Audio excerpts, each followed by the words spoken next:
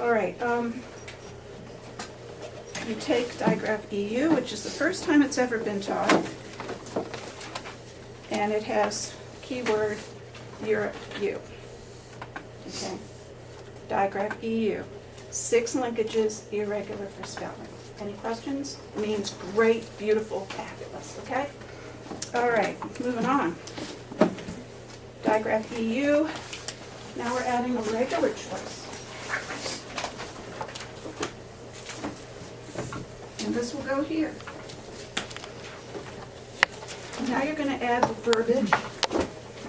Consonantality, final position, open syllable U, digraph UE at the end of a 2 or more syllable base word, digraph EU at the end of a 1 syllable base word. Digraph EW. EW. I have a problem that I think I share with my students. And that is when I get to this level, IE and EU and UE drive me crazy. And I really do. I'm constantly getting them confused. You think your student might be? I share that with them. I share their pain. So what we do is, for foremost, we seriously practice writing and naming and writing and naming and writing and naming and talking about the meaning. Okay, and I seriously, IE. So,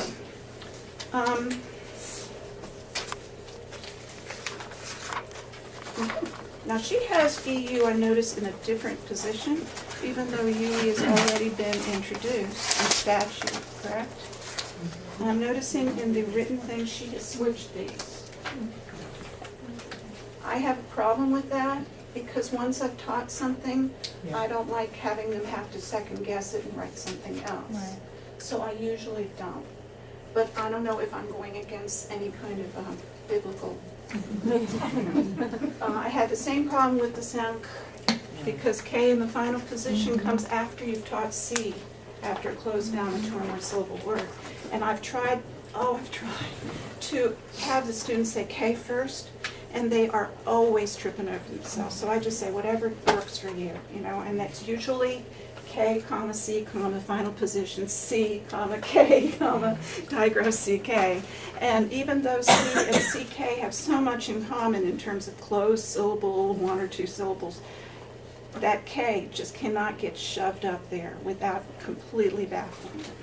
Our goal as therapists is to alleviate confusion, to make it as clear as possible for them to have as clear a shot at getting it correctly as possible. So I don't want to set up any boundaries or any barriers to them doing that. Know your student, okay? Okay, moving on. I love these guys, KN, GN, PN. These are ghost sounds, and there is no keyword card for this. I gave you one in Language 2. If you remember, in Language 2, I gave you a whole bunch of templates for keywords, and this was one of them. And it was my artwork that you carry with you always. But you can make your own. Certainly can go on Google Image and make your own knot. But KN is a digraph, and it is irregular for spelling, but regular for reading. It's Anglo-Saxon, and the K used to be pronounced. It used to be, I know, I knight, my knight in shining armor. They really did pronounce that. And of course, over time and millennia, the K has been dropped, but is still there. So we still have a clue as to its etymology, but we no longer can spell, with just the sound, okay? Unfortunately, there's no real meaning to this digraph, so I can't teach them anything about a meaning associated with it. But it is Anglo-Saxon, and it's added to the N page under irregular spelling. So for N now,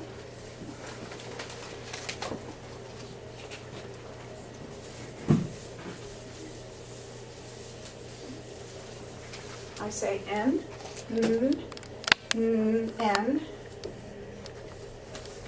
digraph, and KN. Okay? Now, not every student can do this with every irregular option. again, you need to know your student. How severe, how old are they? You know, and also ask how essential is it for them to know it, okay? Obviously, to read it is essential, to spell with it. Aren't they all in the same boat with everybody else on the planet? Some of these things are something we all have in common with how the heck to spell this word. And we all have to know kind of, they're going to know more than the average person on the street because they're going to actually know the choices, okay? But many of the folks out there don't. How many of you seen Doubling Rule 2 absolutely misspelled in the newspaper? You know, it's just amazing how few people know their spelling rules, even in the newspaper business. So I teach these irregular, and when you get to GN, there's some significant areas that give you some clues as to how to read it. Okay? When GN is in the final position, preceding I or O is long. She gives you that information. And there are no pages. I think she kind of sprinkles some of this into the workbook.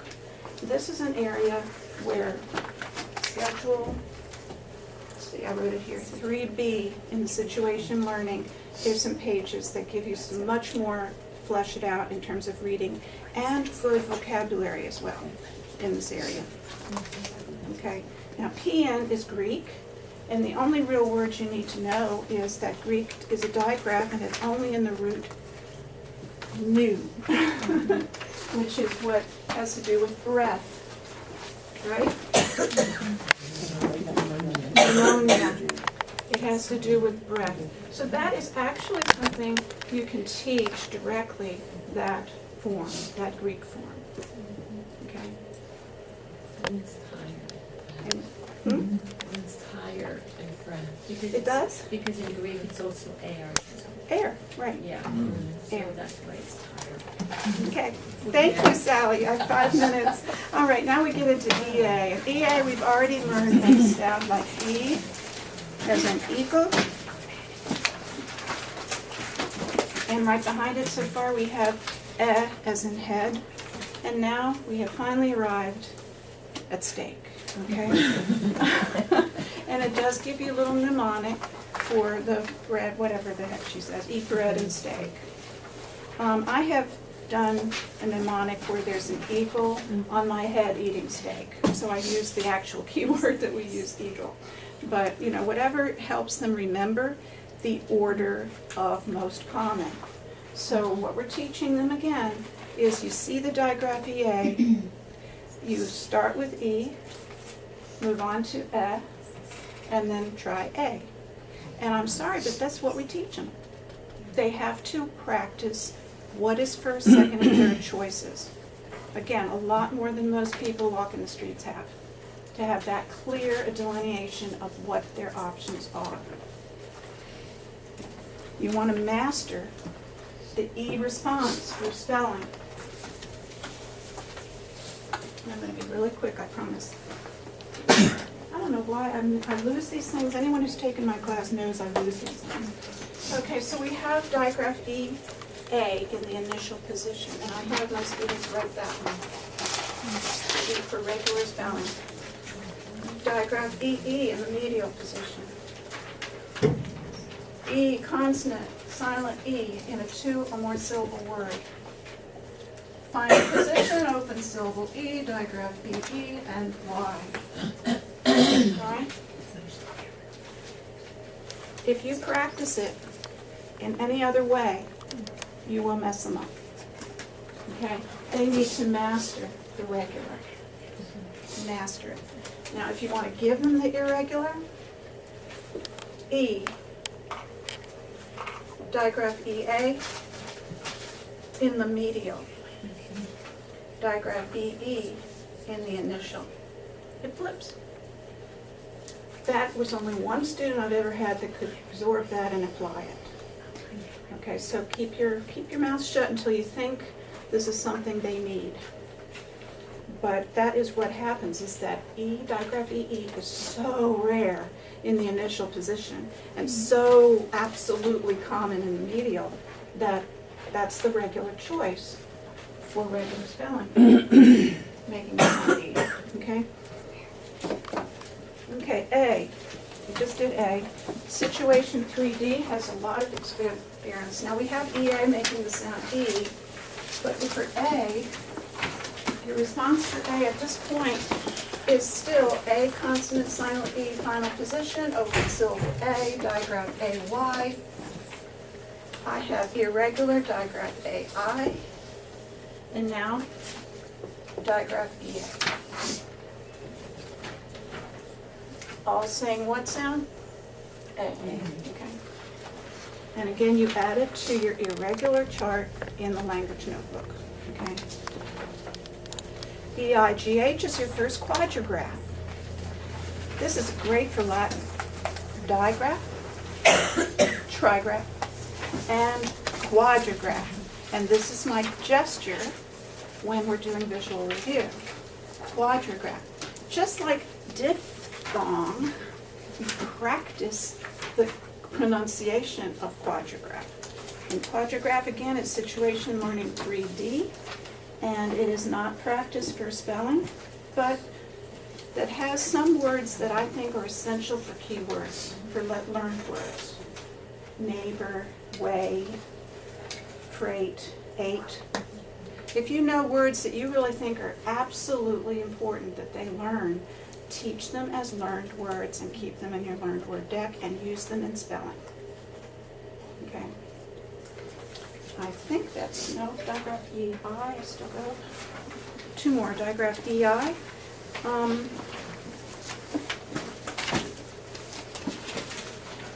We have learned EI is two things. We've learned vein. Have we learned vein yet? This is EI saying vein. Okay, good. So digraph EI says vein. And again, this is irregular all over the place. Okay? And it has to be, again, EI, EI, EI, EI, EI, okay? Warm up, have them write it, EI, A, vein, A. Just have them get used to this order, because it's not very much longer when they're going to learn IE.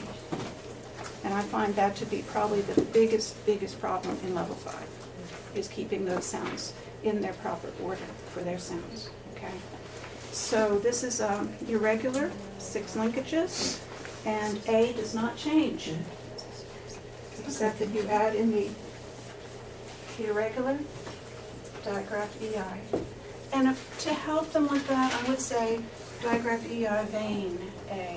Keep it paired with the keyword, so they're keeping that sound, A. EA, steak, A. It probably would help them in their auditory review when they write it, to keep that keyword paired with it. All right, that's as far as I think I'm supposed to go. No, one more, EYA. Again, this is the A marathon, right? And again, we're going to add a new one. We've got a lot. You know, I'm looking at your auditory review card for A. You knew this was coming. For under irregular, it's just constant. So EY is no card. And that's what I'm going to ask my experienced therapist. The key word is they. How do you make a picture of that? What do you do? Faye? What? Faye, isn't Faye a fairy? Little. No, it's they. The key word is You they. can do several stick figures. I think You could do several stick figures. I have a they keyword. I think we've got a figure pointing to other people. Yeah. Okay, so you have people, and you have a finger. Well, yeah, a pointer or something. Yeah, something like that. They. What a concept. Yeah. Guess what? By now you have taught there, and there. You've taught they as a learned word, a commonly known word. And I would, my personal self is just make a card that says they on it with a EY. Mm-hmm. But make a picture, because what we've been building on with keywords is to have images. Okay. I went really quickly, and even so, I'm putting you on a little bit late. It's all right. Anyone who needs to leave at 12, because that's what we told you we were going to end at. Said one. You said one? No, it's been It said 1. Oh, did it? I hope it said 1. Then you must wonder why we're I rushing so extended much. it to one. You did? No, that was my mistake because I was at the same time organizing another Saturday. So good, and that we have plenty of time if we end early, as We you guys all will, we know. have questions we can address, go back and revisit anything that you didn't quite understand. I am relieved. And any of you have to leave at 12, but just let me see your hands. Great, excellent. All right, Okay, Deb, this is our yay. final presenter. We Woohoo! have plenty of time for discussion and announcements, a lot of announcements. So we're going to take a minute just to set this up correctly. We'll get the point of working. Yeah, Oh, I have the, I think I Does did. anyone have any questions they'd like to submit? I'm kind of collecting them so we can.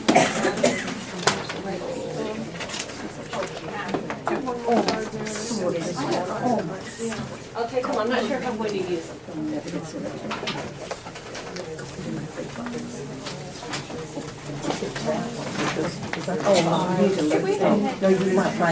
Okay, while we're getting set up here, I have my presentation just on one sheet. It's just an outline. So you should have that one sheet in your packet.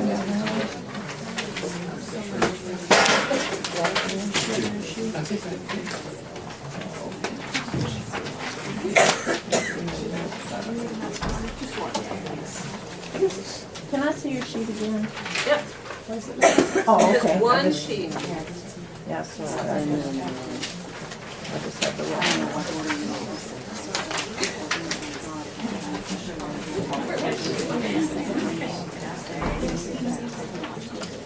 And in your manual, I'm on page 365.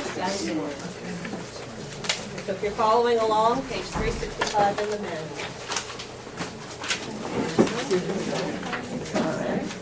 And can I have it on? Raise your hand if you need it. Oh, yeah, I'm sorry, I thought it was.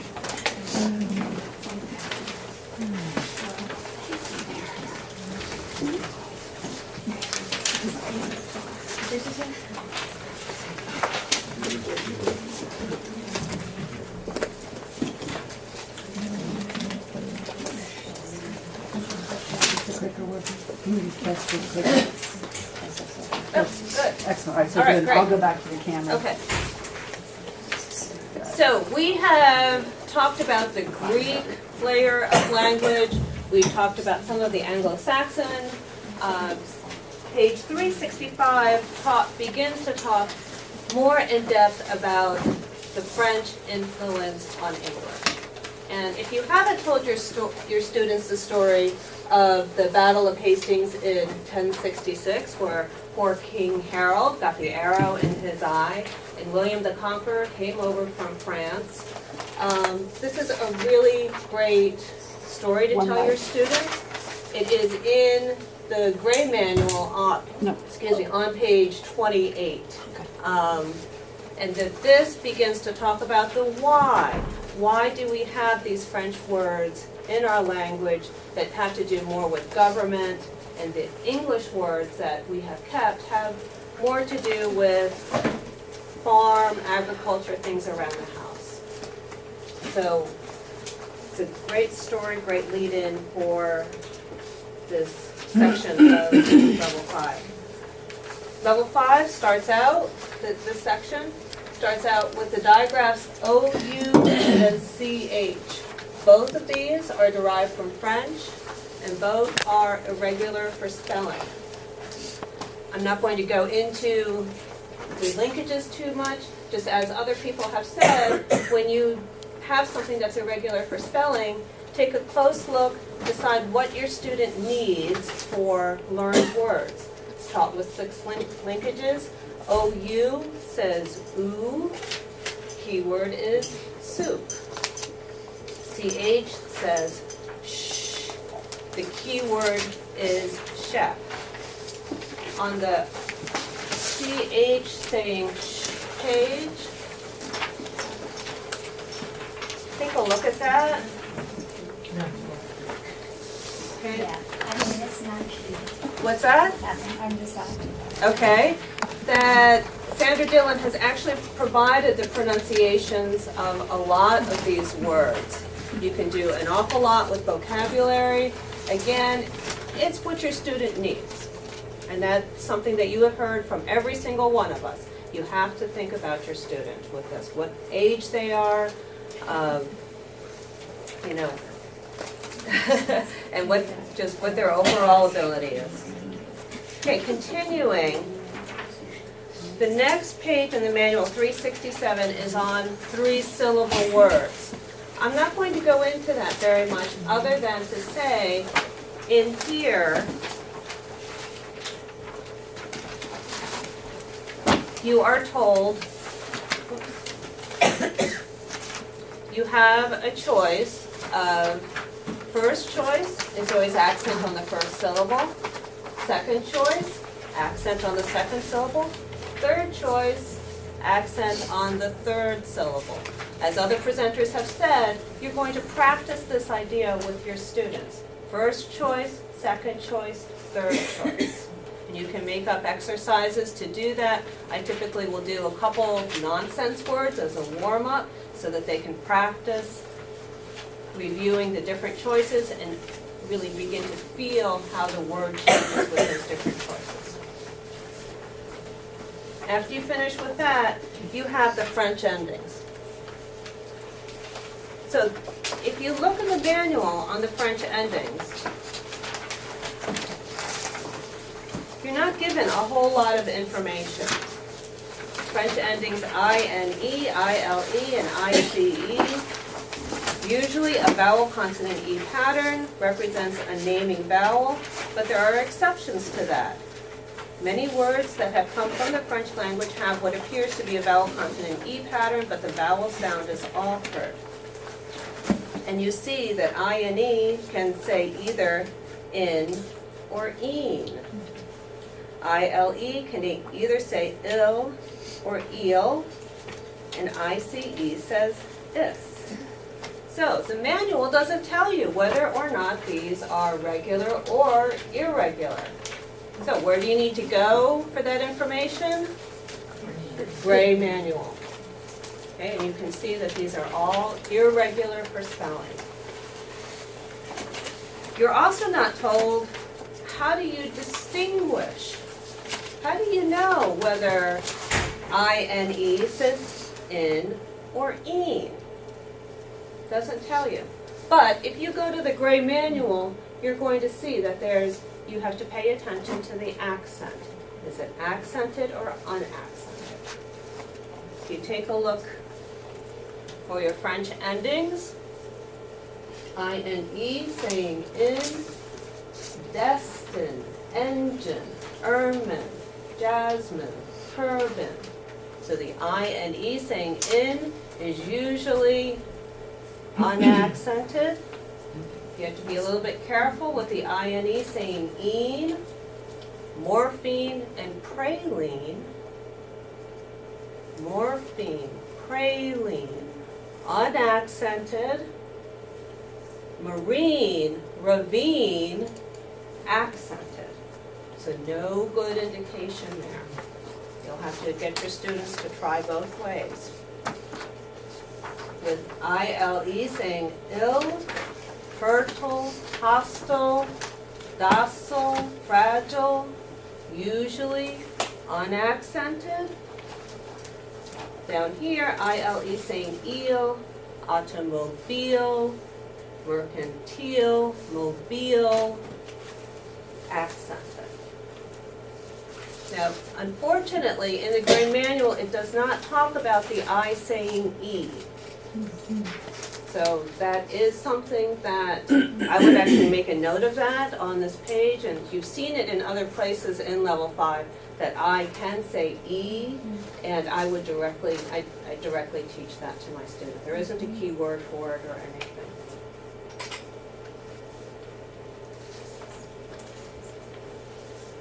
So after you finish with these, you have the suffix OUS.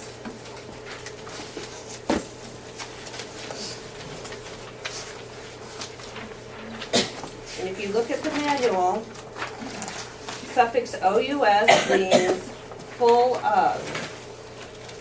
You're guided to spend a lot of time on it to recognize it, and you have an opportunity to review that OUS is a vowel suffix, so the changing and dropping rules apply.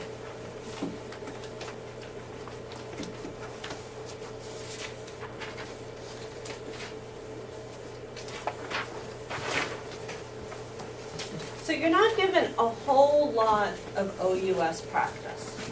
And as others have said, sometimes you need to draw on material that's not in this workbook. My favorite activity is in this book here, which I'll pass around.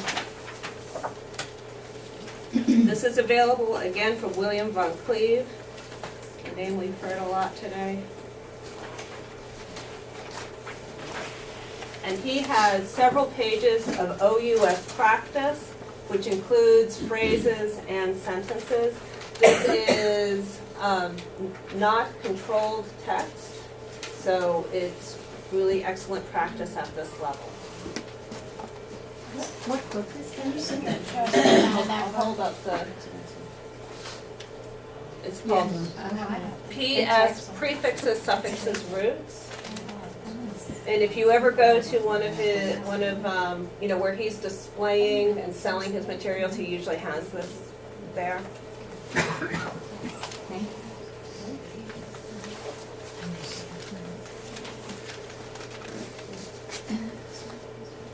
Okay, so for suffix OUS, you have to watch out for it because sometimes it will change a base word.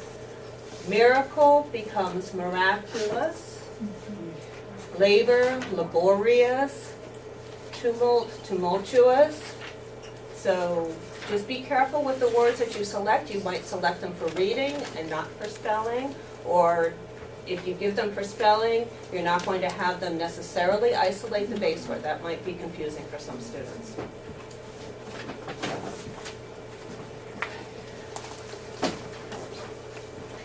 So where I wanted to spend most of my precious 20 minutes is beginning on page 369, which is the concept. You have so many different concepts that are introduced on this page. This page itself, 369, is absolutely overwhelming. You're not given a whole lot of material to go on. So you are told to teach concepts of TICISI saying shh. You're also told to have new introductions for all of these final stable syllables. Shul, shus, shun, shunt, shul, shus, and so on. You have to practice reading these, and these words are all irregular for spelling. So on all of these, I do introduce these with 6 linkages, just like you did before. Just like Patty was saying when she introduced the TION, that you refer back to how you've done that before. So TION, introduced it with 6 linkages. You do that for all of these.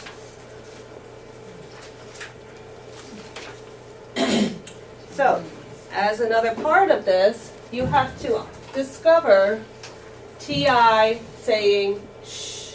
And the way I do this is, this is what other people have different languages. I say you go from the known to the unknown. You always review.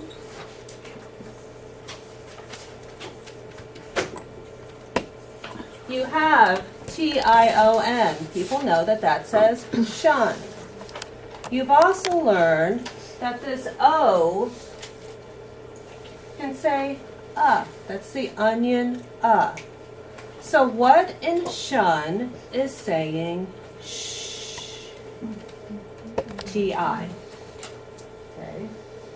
So you can take that and teach that T-I is an irregular spelling choice for shh. And then you can go into a discovery for the final stable syllable, shul, And you can put out your words partial, martial, and your student can discover TIAL being the final stable syllable, saying shul, and the TI here continues to say shh.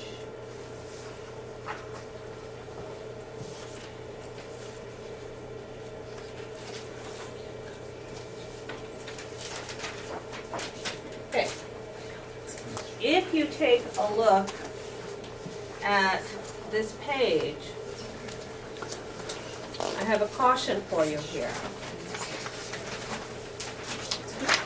So the first word here is martial, and TIAL says shoal.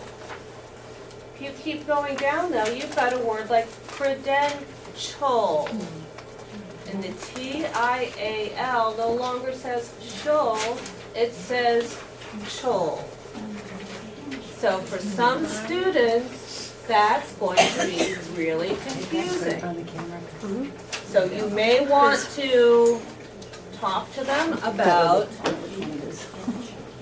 The same as torrential. Wait, where are we? If you take a look here, right, torrential, credential, sequential, potential, all of these, the TIAL can also say chol. So look at your material before you introduce it to the student. And here you can say TI can also say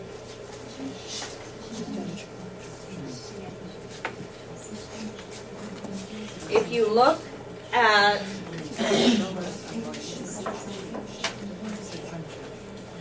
if you go to page 39 in your manual,